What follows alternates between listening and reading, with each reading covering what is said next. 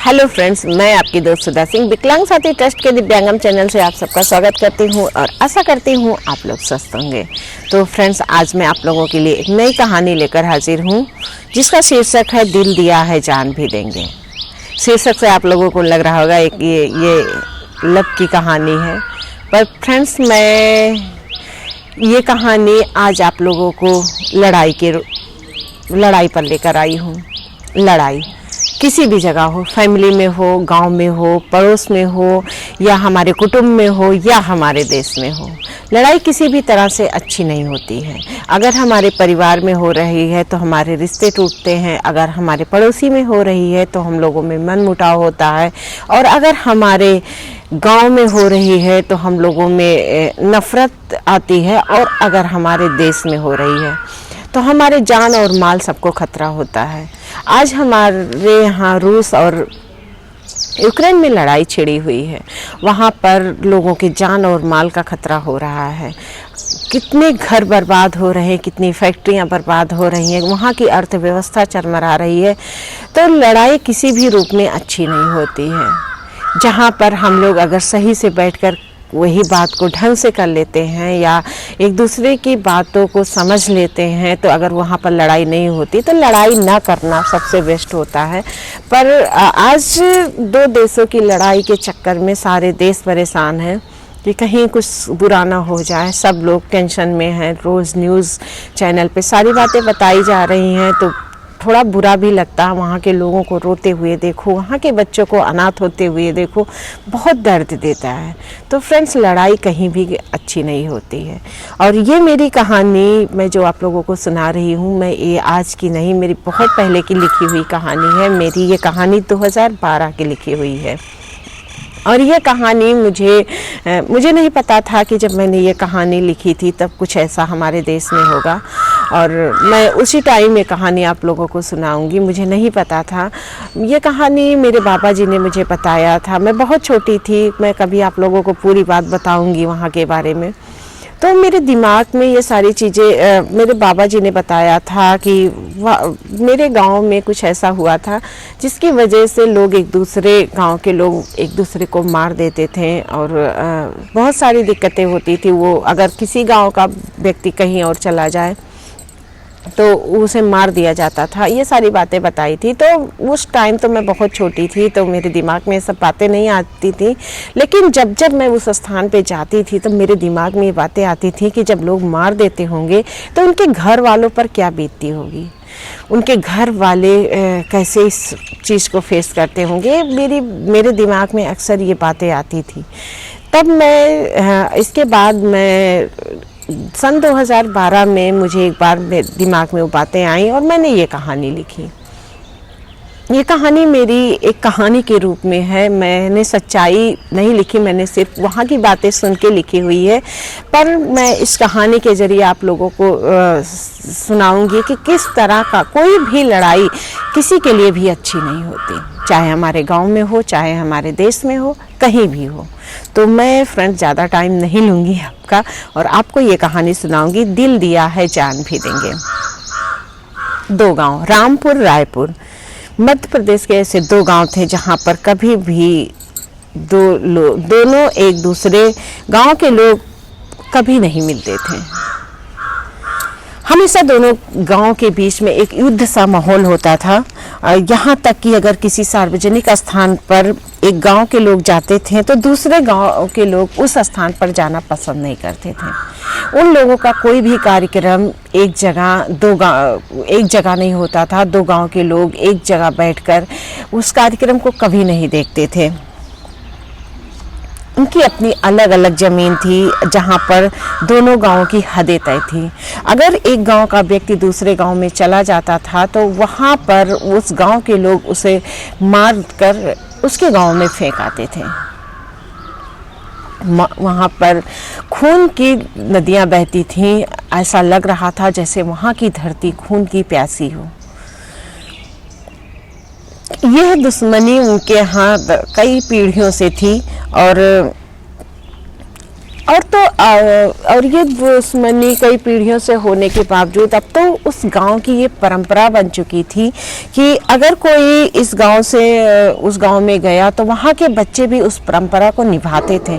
वो उनको मार देते थे और जो है बिना अपनी जान की परवाह किए बगैर, बिना कुछ सोचे बगैर कि हाँ उनकी फैमिली पर क्या बीतेगी, वो उन्हें मार देते थे।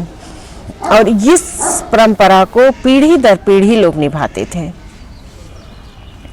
पर वहाँ की औरतें हमेशा डरी हुई रहती थीं। उन्हें लगता था कि काश ये दुश्मनी ख़त्म हो जाए, काश कुछ ऐसा हो जाए जिसकी वजह से ये दुश्मनी ख़त्म हो जाए, यहाँ पर प्यार की बरसात हो। वहाँ गांव में अगर उनके यहाँ से कोई रिलेटिव की शादी हुई होती है या कोई अपना होता है तो वो लोग वहाँ पर नहीं जा सकती थी, सिर्फ इस वजह से क्योंकि उनकी शादी इस गाँव में हुई है और उनके रिलेटिव की शादी उस गाँव में हुई है। वो लोग मिलना भी चाहते थे पर नहीं मिल सकते थे और जो है वो बस भगवान से दुआ करते थे कि काश कुछ ऐसा हो जाए, कोई ऐसा आ जाए जिसकी वजह से इस गांव की दुश्मनी ख़त्म हो जाए और दोनों गांव में एक प्यार की लहर बसे जहां पर हर इंसान सुख दुख में एक दूसरे के साथ खड़ा हो। रायपुर गांव के मुखिया ठाकुर रामदयाल सिंह थे। उनके 4 बेटे 1 बेटी थी। 4 बेटों में से 2 की शादी हो गई थी और 2 लड़के अपनी पढ़ाई पूरी करके, क्योंकि उनके पास खेती बहुत थी और उस गांव के वो मुखिया थे, तो उनके 2 बेटे गांव में ही खेती करते थे और उनके 2 बेटे उनका कारखाना चलाते थे और उनकी एक छोटी बहन थी पंखुड़ी। पंखुड़ी अपने 4 भाइयों की दुलारी थी और उसकी मम्मी बचपन में ही ख़त्म हो गई थी। 2 भाइयों की शादी हो गई थी तो 2 भाभियाँ माँ जैसा प्यार करती थी और पंखुड़ी अपने 4 भाइयों की जान थी। अगर उसे एक छींक भी आ जाती तो उसके घर में डॉक्टरों की पूरी टीम खड़ी हो जाती थी। पर पंखुड़ी अपने इस प्यार का गलत फ़ायदा उठाती थी। वो अपनी कोई भी बात अपने घर वालों से मना लेती थी। 2 साल पहले वो लंदन अपने भाई से किसी तरह अपनी बात मना के लंदन पढ़ाई करने के लिए गई हुई थी। उसके घर वाले राजी नहीं थे, लेकिन फिर भी उसने किसी तरह अपने प्यार का फ़ायदा उठाकर वहाँ पर वो पढ़ाई करने के लिए गई थी। आज वो लंदन से वापस आई थी और शाम को वो इंदौर तक आई और इंदौर से आने के बाद उसने अपनी घर के लिए वो गाड़ी से वो आई और आते आते उसे शाम हो गई, जहाँ पर उसने नाश्ता किया और बिना कोई अपने भाइयों से ज़्यादा बातचीत नहीं की अपने भाइयों से मिली और फिर उसने अपने भाइयों से कहा कि भैया मैं बहुत थक गई हूँ, मैं आप लोगों से कल मिलती हूँ। तो भाइयों ने भी अपनी बहन को सोचा कि हाँ वो थक गई है, इस वजह से उन लोगों ने भी उससे ज़्यादा बात नहीं की। भाभियों ने तरह तरह के नाश्ते बनाए हुए थे उसके लिए और वो खा पी के अपने रूम में सोने के लिए चली गई। सुबह 4 बजे से ही उसके 4 भाई उसके कमरे के इर्द गिर्द चक्कर लगा रहे थे कि कब पंखुड़ी उठे, कब उनसे सारी बातें शेयर करें। और उसकी भाभियाँ भी तरह तरह का नाश्ता बनाई हुई थी और वो लोग वेट कर रहे थे कि पंखुड़ी जल्दी से उठे और सब कुछ बताए कि उसके साथ वहाँ पर वो कैसे उसने वहाँ पर एंजॉय किया, कैसे पढ़ाई की, कहीं कोई उसे परेशानी तो नहीं हुई है, सब कुछ वो लोग जानना चाहते थे। सुबह करीब 7 बजे 4 भाई से नहीं रहा गया तो एक एक करके सब लोग पंखुड़ी के कमरे में आ गए। पंखुड़ी के चारों तरफ सब लोग खड़े हो गए। उनकी भाभियाँ नाश्ता लेकर खड़ी हो गई कि पंखुड़ी की आंख खुले और वो जो है उन लोगों से मिले जल्दी से। पंखुड़ी को फील हुआ कि उसके कमरे में कोई है, तो उसने जैसे ही आंख खोली तो सामने देखा कि उसके बड़े भैया और सब लोग खड़े हुए। तो सब ने जैसे ही पंखुड़ी की आंख खुली सब ने एक साथ गुड मॉर्निंग बोला। तो पंखुड़ी ने सबको गुड मॉर्निंग कहा और कहा कि सब लोग एक साथ। तो बड़े भैया ने जय ने जवाब दिया, क्या करें, जब तक इस गुलाब के फूल को हम लोग देख नहीं लेते तब तक हमारे दिन की शुरुआत कहाँ होती है। तू इतने साल नहीं थी, हम लोग तुम्हारे बिन कैसे एक एक दिन हम लोगों ने बिताया है वो सिर्फ हम ही जानते हैं। ये कहते हुए उसके बड़े भैया जय पंखुड़ी के पास बेड पर बैठ गए। तो दूसरे भाई यश ने कहा कि सच में पंखुड़ी तेरे ना होने से ये घर काटने को दौड़ता था, और तेरे जाने के बाद हम लोगों ने अपने आप को कैसे संभाला ये सिर्फ हम लोग जानते हैं। तो इस पर तीसरे भाई ने कहा कि जो है पंखुड़ी तू नहीं थी तो ऐसा लग रहा था कि हमारे घर में कुछ कमी है। कुछ भाभियां बहुत कोशिश करती थी कि तुम्हारी कमी पूरी करे, तुम्हारी जो है हर चीज़ वो संभाल के उन लोगों ने रखा था, और हम लोगों को कभी भी तुम्हारी कमी पूरी नहीं होने देना चाहते थे। पर तुम्हारी कमी हम लोगों को हमेशा लगती थी। हम लोग रोज़ तुमसे बात करते थे, डेली तुमसे बात होती थी, पर जो है कभी भी हम लोग तुम्हारी कमी को नहीं भर पाए। तुम्हारी बहुत याद आती थी। तो इस पर पंखुड़ी कहती है क्यों छोटे भैया, आपने हमें मिस नहीं किया? सबने बताया लेकिन आपने और भाभियाँ तो कुछ बोल ही नहीं रही थी।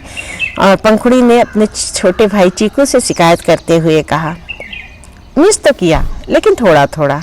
क्या करे, तेरे ऑप्शन में सभी लोग मुझसे ज़्यादा प्यार कर रहे थे। तू नहीं थी तो सबका प्यार सिर्फ मुझे मिल रहा था। भाभियाँ मुझे तरह तरह के बना के खिला रही थी, और भाई भी मुझे डांटते नहीं थे। और ऐसे में कहीं काम पे नहीं जाता हूँ तो सबकी डांट मुझे पड़ती है, पर तू नहीं थी तो सारा प्यार मुझे मिल रहा था। चीकू ने थोड़ा शरारत से अपनी छोटी बहन पंखुड़ी को कहा, भैया देखो ना, छोटे भैया को मेरे आने से इनको जरा भी खुशी नहीं हुई। कहकर पंखुड़ी बड़े भैया के गले लग गई। चीकू क्यों इसे परेशान कर रहा है? तुम्हें पता है ना कि हम इसकी आंखों में एक आंसू भी नहीं देख सकते। और तुम मेरी प्यारी गुड़िया को रुला रहा है। वैसे पंखुड़ी अब तुम्हारी पढ़ाई पूरी हो गई है। अब तुम्हारा क्या इरादा है? तुम जो है हमें ज्वाइन करोगी या घर में रहोगी? तुम्हारा क्या इरादा है? बड़े भैया ने कहा। तो इस पर पंखुड़ी बहुत खुश हो जाती है। वो कहती है, वाह भैया, आपका ऑफिस मैं ज्वाइन करना चाहती थी, पर पापा, मैं डरती थी कि पापा कहीं गुस्सा ना करें, और इस वजह से मैंने कहा नहीं। कभी आप लोगों से फ़ोन पर भी नहीं कहा कि मुझे बहुत बड़ी बड़ी कंपनियों के ऑफ़र आए, पर मैं आपकी कंपनी ज्वाइन करना चाहती थी, मैं आपके साथ काम करना चाहती थी।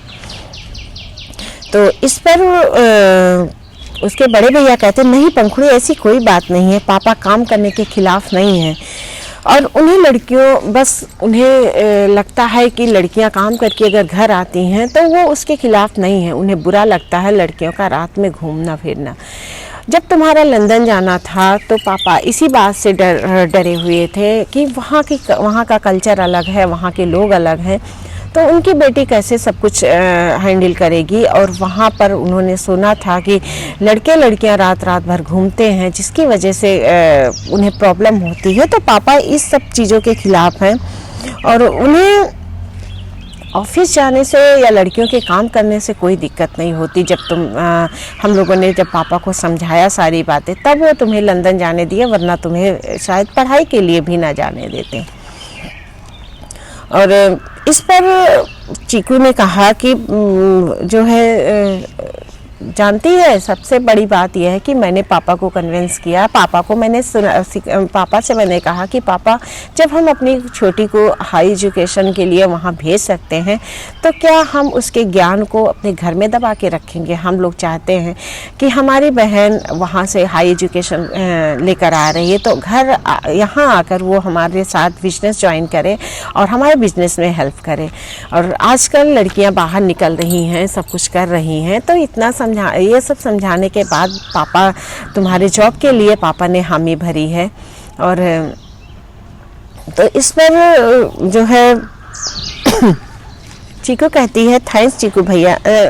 पंखुड़ी कहती है, थैंक्स चीकू भैया मेरा फेवर करने के लिए, क्योंकि मैं भी दिखाना चाहती हूँ कि मैंने जो कुछ भी पढ़ाई किया है, मैंने जो कुछ भी किया है, मैं उस कुछ कर सकती हूँ, मैं जॉब कर सकती हूँ, मैं बिजनेस कर सकती हूँ। पंखुड़ी ने थोड़ा गर्व से कहा, मेरा एहसान मान छुट्टी, मैं हर बार तेरी मदद करता हूँ। वैसे एक बात है, जब भी ऑफिस से तुझे जो भी सैलरी मिलेगी उसका हम आधा आधा कर लेंगे। तो इस पर जो है चीकू पंखुड़ी को चिढ़ाने लगता है कि जो भी हमारे यहाँ सैलरी मिलेगी हम उसका आधा आधा कर लेंगे। तो इस पर पंखुड़ी कहती है, क्या भैया, आप आधा नहीं आप पूरा रख लेना, पर मुझे सिर्फ जॉब करनी है। तो इस पर उसकी छोटी भाभी कहती हैं कि भाई अगर आप लोगों का डिस्कशन बंद हो गया हो तो चाय पी लीजिए, चाय ठंडी हो रही है और हम लोगों को जो है घर में भी काम है, तो हम लोग आपका इंतज़ार कर रहे हैं कि आप लोग चाय पीजिए, साथ में आप लोगों के हम भी चाय पिएं। तो बड़ी भाभी ने कहा, तो इस पर से उसकी छोटी भाभी ने कहा, हाँ दीदी, ये भाई बहन तो दिन भर ऑफिस की ही बात करते रहेंगे और इन लोगों के चक्कर में पूरा दिन हमें घर में काम करना पड़ेगा और अभी बाबूजी आएंगे वो भी गुस्सा करेंगे कि टाइम पर खाना नहीं है या कुछ है, तो इन लोगों के चक्कर में हम लोगों को डांट मिल जाएगी। तो इस पर सब लोग हंसने लगते हैं और टेबल के पास आकर चाय पीने लगते हैं।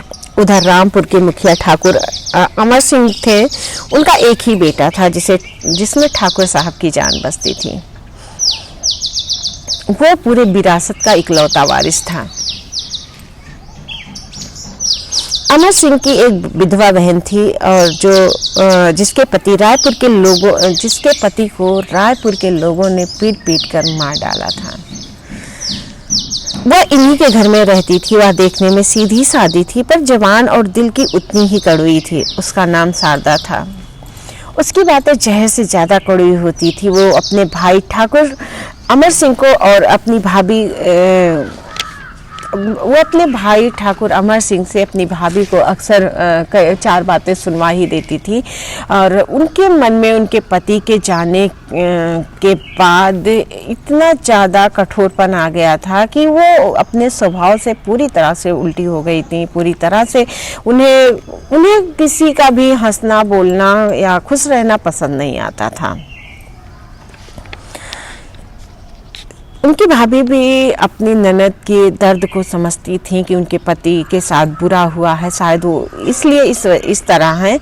इस वजह से वो उन्हें कुछ कहती नहीं थी। वो सोचती थी शायद कुछ ऐसा दिन आ जाए जिसकी वजह से उनकी ननद थोड़ा सा बदल जाए, उनके व्यवहार में जो रूखापन है वो ख़त्म हो जाए।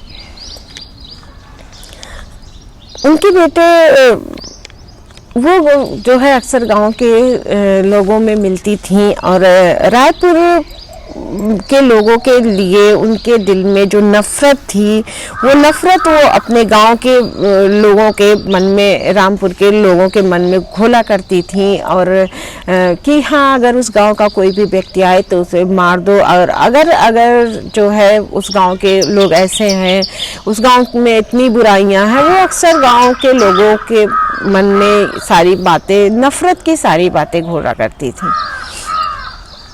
और वो चाहती थी कि जिस तरह वो जो है ये सारी वो उस गांव के लोगों से नफ़रत करती हैं, रामपुर के लोगों से, ठीक उसी तरह जो है यहाँ के लोग, रायपुर के लोग भी उस गांव के लोगों से उतना ही नफ़रत करें।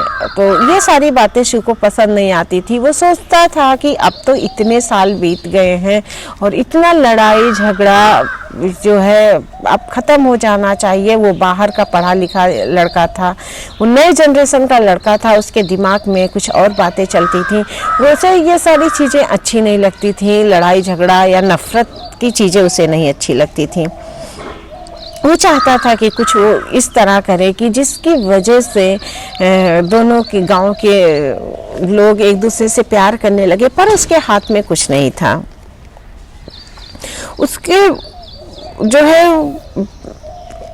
उसे खून खराबे से सख्त नफरत थी, पर वो अपने पिता और बुआ के सामने उसकी एक ना चलती थी।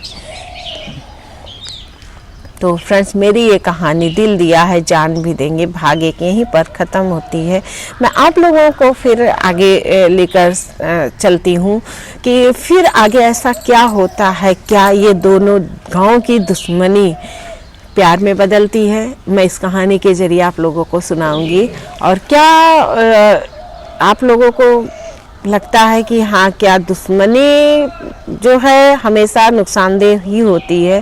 और फ्रेंड्स, कुछ भी हो, अगर कोई भी बात प्यार से संभल जाती है, चाहे हमारे रिश्ते में हो या हमारे गांव में हो या हमारे दो दोस्तों के बीच में हो या हमारे दो लोगों के बीच में हो, तो हमें उस बात को प्यार से संभाल लेना चाहिए। लड़ाई झगड़ा कहीं भी कुछ अच्छा नहीं होता है।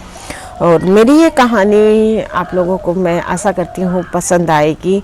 और आप लोग आगे सुनिएगा इस कहानी में आगे क्या होता है। मैंने इस बात को एक कहानी का रूप दिया है और आशा करती हूँ आप लोग इस कहानी के माध्यम से ज़रूर समझेंगे। तो फ्रेंड्स, मेरी ये कहानी दिल दिया है जान भी देंगे भाग्य की यहीं पर समाप्त होती है। आगे मैं फिर आप लोगों से मिलती हूँ सैटरडे में इस कहानी का भाग 2 लेकर। शायद ये कहानी थोड़ी लंबी हो तो इसी के साथ मैं आप लोगों से विदा लेती हूँ। नमस्कार।